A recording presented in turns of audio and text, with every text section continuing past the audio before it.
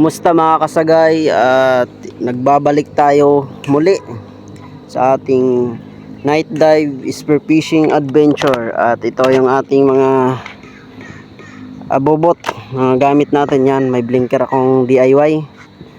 Yan yung switch nya. At ngayon ay makakapagdayo na tayo mga kasagay, gawa ng nakabili ako ng bangka. Yun mga kasagay, maaga-aga tayong umalis, gawa ng maghahanap muna kami ng bahura, dahil kung mamayang madilim pa kami aalis, baka hindi namin masaktuhan yung magandang bahura na pagtataguan ng mga isda. Ayan o, may araw pa. Hello mga kasagay, ito pala yung aking bangka, at nabili ko to sa abot kayang presyo. At maraming salamat sa bossing ko, dahil pinagbali ako ng pambili nito, gawa ng rush to. At gusto ko to, yung design na to, dahil napaka guwapings at sakto to sa katuwang sa aking pagbablog at sa hanap buhay. At sana mga kasagay, suportahan nyo yung aking channel, at sana madami pa yung mag-subscribe para marami tayong adventure na magawa sa mga susunod pang araw, buwan at taon. Punta namin mga kasagay sa area, hanap ng bahura.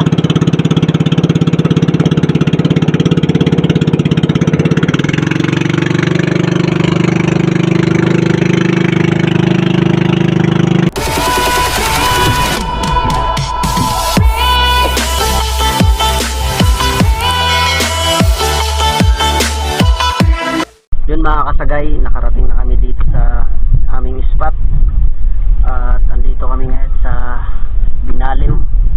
At yun, nauna na yung kapatid ko lumusong, at meron kaming kasama, yan o. Siya yung magdadala ng bangka, at mamaya pag bibigyan na lang namin ng isda pag kauwi namin. At ayan, hindi na natin to papatagalin pa mga kasagay, let's dive na. Tara, at sa badyo ko padoon nag-video na to hanggang matapos mga kasagay. Traverse reload, at ready to dive na. Sana makarami tayo. Let's go. Sa unang dive natin mga kasagay, nakakita agad tayo ng isang kanuping. At ayun, biniragad natin yan sa pool mga kasagay, at hindi na nakagalaw. At nasa 200 grams na to, goods na to, pang ulam. Kung mahilig ka manood ng mga fishing activities na may halong nakakatawa o comedy, tamang-tama ang channel lang to na napuntahan mo. At kung bago ka pa lang sa aking channel, ay paki-subscribe naman mga kasagay, at hit mo na rin yung notification bell para lagi kang updated sa mga susunod kong video. At ito, nakakita tayo ng dalawang tagbago, at yun, biniragad natin sa pool mga kasagay, at nagpupumiglas pa pero wala nang kawala yan.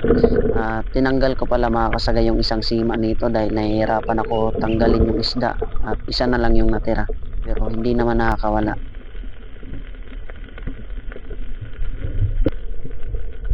At dito mga kasagay, nasa loob yung isang tagbago, at napakalalim ng butas, pero binira pa rin natin yan. At yun, natamaan natin at hindi na nakagalaw. At nasa 100 grams na to mga kasagay, at goods na to, pang ulam. Dive tayo uli mga kasagay, at yun, nakakita tayo sa parteng ito ng isang PVC o tubo-tubo kung tawagin dito sa amin. At yun, biniragad natin, at nasa pool natin mga kasagay, at malaki-laki na to, pero ang lakas niya.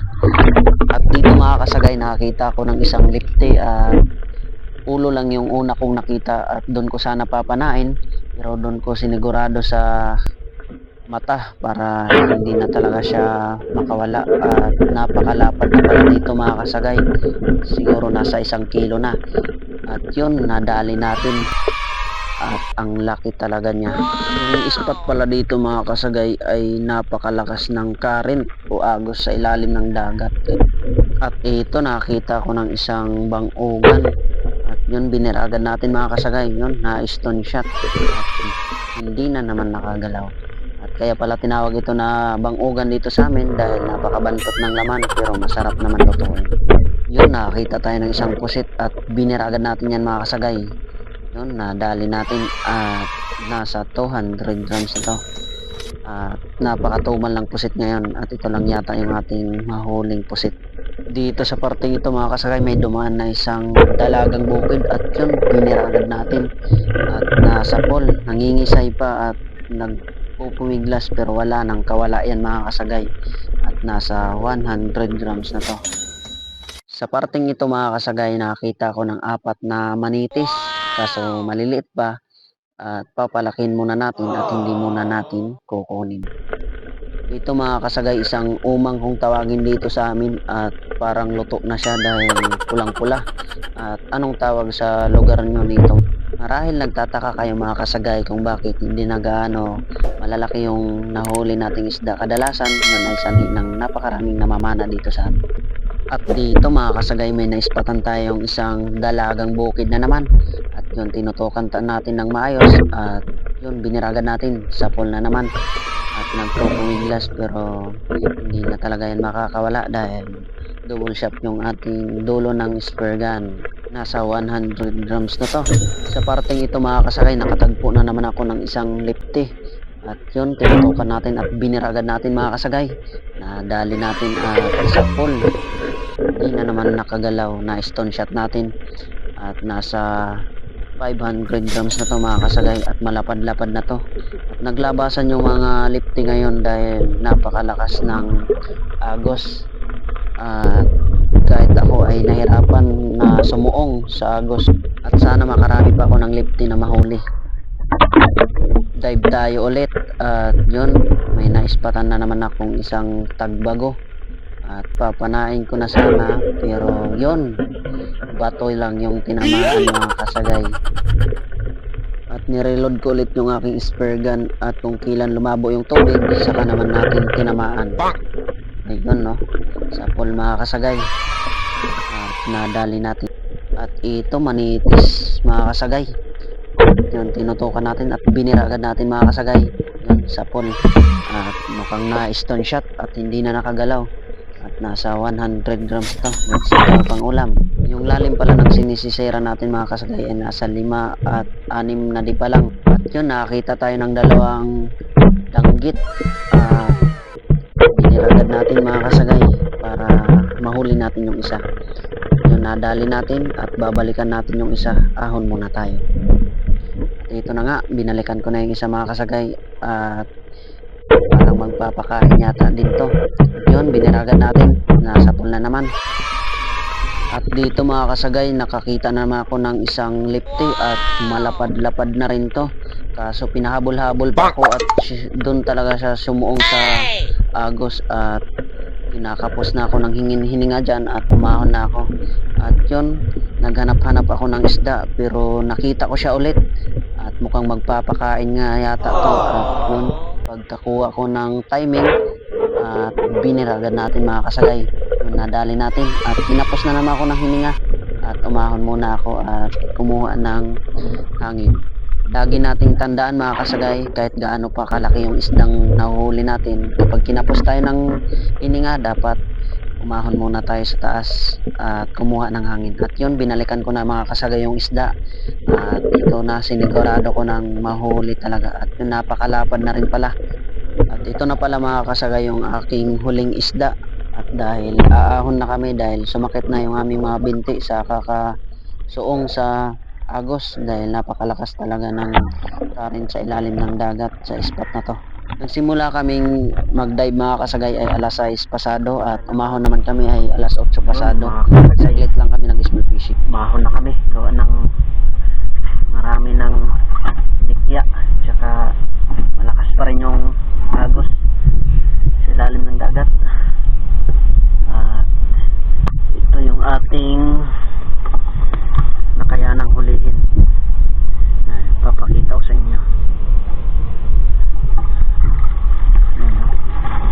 Konti lang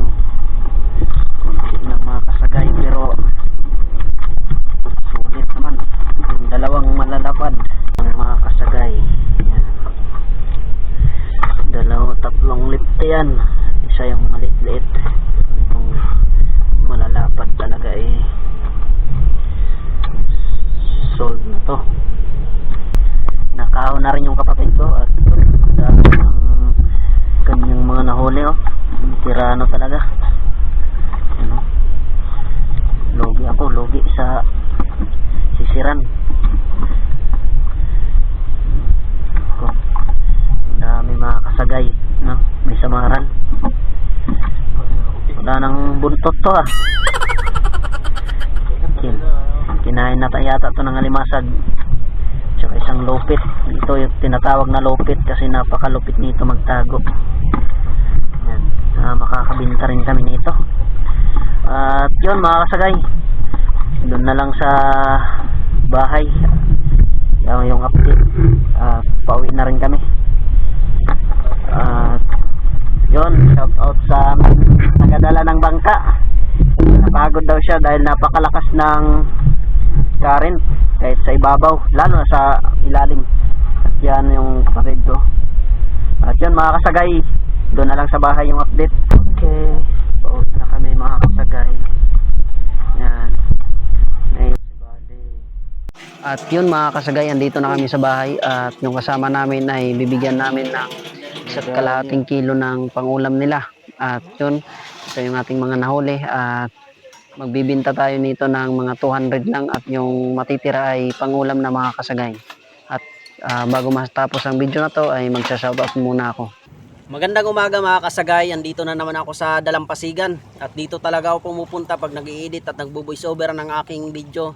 Dahil kung doon ako sa bahay mag-voice over, baka makapiright ako kung may magpapatugtog na kapitbahay. At yun, ingat kayo palagi mga kasagay kung saan man kayo banda sa Pilipinas dahil medyo masama yung ating panahon ngayon.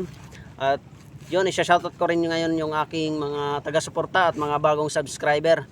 Shoutout kay Minyong Adventures, Migo Adventure TV, Boobwords Adventure, kay Mike 9924, kay Tons Bahay Vlogs, Arnold Porocha Vlog, kay Ma'am Lani Oloya, kay Dark Sea Diver, Chris TV, Buckwheat TV, Putol Fishing, Lagitik Palawan, kay PH Nation, Mr. Michael, Kanit Travel Vlog, Karya Vlog TV Channel, kay Mandirigmang Mandaragat, kay Idol Mata Spear Fishing, Romit Salbalosa, Kin Spear Fishing, Lagalag Master Official, Mr. M Fish Hunter, kay Manoy Nail Vlog, Roy Jigging TV, Atitiri TV, John Fishing TV, Tursky TV, Dong Vlogs, Jigs TV, Mel Spear Fishing TV, at kay Leonons Fishing Adventure. At yun, isa-shoutout ko rin yung aking mga kapwa Spiro na nagpa-shoutout. At yun, shoutout kay CCG TV from Pinggangasan, Marindoque. Shoutout sa mga taga Marindoque dyan at sana ay subaybayan nyo yung aking video at kung magustuhan nyo ay pakisubscribe naman. At shoutout din kay MJ Eric Adventure from Palawan, ingat kayo palagi at shoutout sa mga taga Palawan dyan. Shoutout din kay Jose Cobras Vlog from Rodriguez Rizal, shoutout sa mga taga Rodriguez Rizal. Shoutout din kay GB Adventures 83 from Cagayan de Oro. Shoutout sa mga taga Cagayan at sana ay subaybayan nyo rin yung aking video at ingat kayo palagi. At yun, sa mga magpapa-shoutout, comment lang kayo sa comment section para sa susunod kong adventure ay ma-flex ko din kayo. At sa mga bago pa lang sa aking channel ay huwag niyo kalimutang mag-subscribe at pakihit na rin ng notification bell para ikaw yung unang makapanood ng aking ina-upload na video. At yun, hanggang dito na.